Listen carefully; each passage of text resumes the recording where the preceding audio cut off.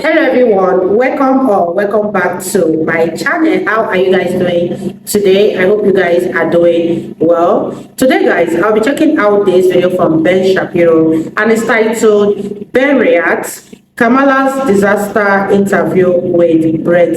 Baier. You guys, I'm excited for this. If you're yet to subscribe to this channel, please consider subscribing. Give this video a massive thumbs up. And without much ado, let's see what Ben Shapiro has for us in this video. Alrighty, folks. So Kamala Harris just completed her interview with Bret Baier on Fox News, and it was, as advertised, a complete bleep show. By the way, if you like these reacts, if you want to see these things continue to happen in real time, we do need your help. You need to go subscribe, dailywire.com/subscribe. When you use code REACT, you get 35% off. We're going to keep bringing you these updates, not only in the election season, but well past that. So dailywire.com/subscribe, 35% off with code REACT. Okay, so on to the news. Kamala Harris. Wow. I thought it was not going to be great. I did not think it was going to be that not great. So listen, Kamala Harris has been avoiding difficult interviews this entire election cycle. The most difficult interview she did was with Bill Whitaker, and 60 Minutes chopped it up to make her look better. That did not happen with Bret Baier, and it was a full-scale disaster area for her. So he opened right off the bat by asking her about illegal immigration. He said, how many illegal immigrants have been let into the country under you? And she immediately swivels. She will not answer the question. She won't just say, listen, we blew it at the beginning. We reversed Donald Trump's executive orders. We got it right now. We understand the problem.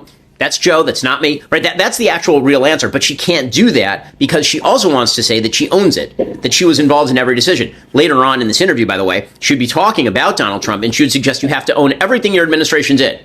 Well, lady, that's going to be a campaign ad because it turns out people do not like what you have done. In fact, Bret Baier asked her, you keep saying you're going to turn the page. So Bret Baier's like, from what? You're the current vice president of the United States. You realize Americans, 79% of them don't like the direction of the country. You're the current incumbent. And she said, well, yes, but Donald Trump has been running. He said, well, yeah, but you're the current vice president of the United States of America. What the hell does Donald Trump running have to do with anything? No answer from her. Exactly. He asked about Laken Riley and other people slain by illegal immigrants. And she tried to blame that on the failure to pass a border bill in 2023.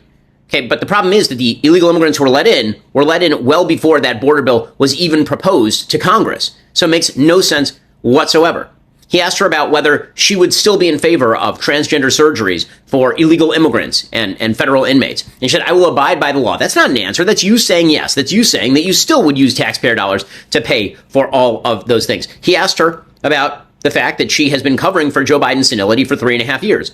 And instead of answering, she says, no, I've been in the room with him. I've been there the whole time. He's great. And by the way, he's not on the ticket. And Baier follows up. He's like, yes, but we can all see he's diminished. That's the reason you're here. And she refuses once again to answer the question. Man, she looked bad. She looked absolutely awful. She looked contentious.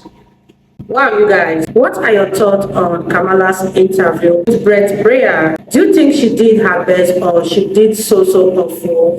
And I don't know why Kamala Harris doesn't like answering questions straight on, but instead, she always have a way to turn the whole narrative around to blame Donald Trump. What does Donald Trump have to do with the current state of immigrants entering into the country? The fact that Donald Trump is running for president again doesn't mean that he's in control right now. But let me know what you guys think about this in the comment section down below. Do you think Kamala Harris is equipped to be the next president of America, or she isn't built that way? I would love to hear your thoughts about this particular one. And you guys, let's continue watching. She looked angry at Bret Baier for having the temerity to ask her any sort of serious question. She's got to be super ticked at her team for suggesting that she do Bret Baier in the first place. And she's unwilling or unable to answer any question about policy at all in this election cycle. The only thing she's got, and everybody knows it, is Trumpy Trump, McTrump. But here is the problem. The minute you dig below the surface, what you realize is that she's an empty vessel for the entire Biden administration agenda. And she's not particularly smart. She doesn't know her own policies well enough to make cogent and interesting distinctions about how her policies work. She doesn't understand how to defend the policies that she has herself put into place.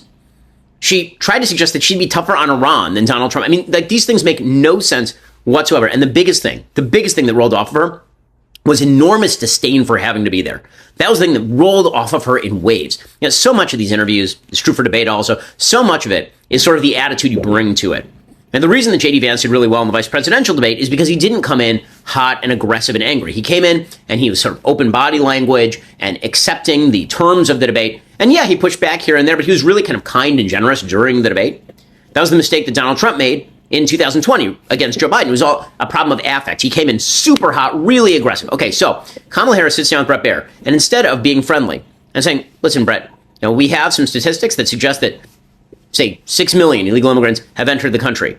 It is our job to do a better job of that on the border. That was a mistake that Joe Biden made when he came into office. We were optimistic about what could happen with the border. We thought a bill would get passed quickly. Obviously, that wasn't true. And we were delayed. We were belated in actually doing the things that we should have done by closing the border back up. We're doing it now. I promise to do that going forward. That's the best answer, obviously. But she can't give that answer, and she refuses to give that answer. And she gets angry when she's asked. That's the thing. She's really angry about having to run a race. That's the part that's amazing. She is ticked at having to run this thing. Why? Well, because literally every job that she's ever had, with the exception of the DA job, which she won a race against Steve Cooley in California, has been handed to her on a silver platter. Kamala Harris has always been the sort of fair-haired child when it comes to people just handing her things. Hell, she was handed the vice presidency after running the worst presidential campaign in modern American history. I mean, the list of gaffes in this interview is almost endless. Again, she suggests that Joe Biden is totally fine. At one point, Bret Baier has to openly say, your handlers want me to stop this interview. Like, they really want you to stop this interview. She again, is unable to simply, to explain even why she's not responsible for what Joe Biden is doing. And so you have to wonder, where does she go from here? Seriously, where does she go? If this is the best she can do against Bret Baier, and you see, the Democrats are going to try and spin this as though she was cogent and interesting. She faced down a brutal grilling, a really hard interviewer, and now she's brave. Okay, well, points for bravery, I suppose. Bold strategy, Cotton. We'll see how it does for you.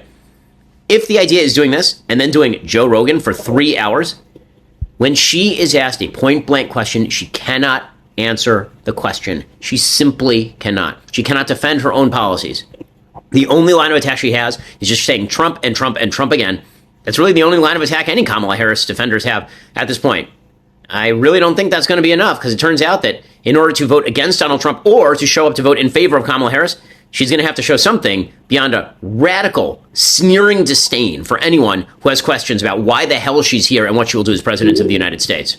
You guys, that was such an interesting one from Ben Shapiro, and I don't know how anyone can still vote for Kamala Harris at this point, because a woman that cannot answer simple questions, a woman that cannot defend her policies, is not equipped, is not fit to be the president of America. And I will not say that Kamala Harris is unwilling to answer this question, but rather she doesn't even know the answers to this question because she wasn't prepped beforehand. And anyone who takes the risk of voting Kamala Harris in obviously doesn't want a better America. But let me know what you guys think about this video in the comment section down below. I really had fun reacting to this particular one, and I will see you all in my next video. Bye, guys.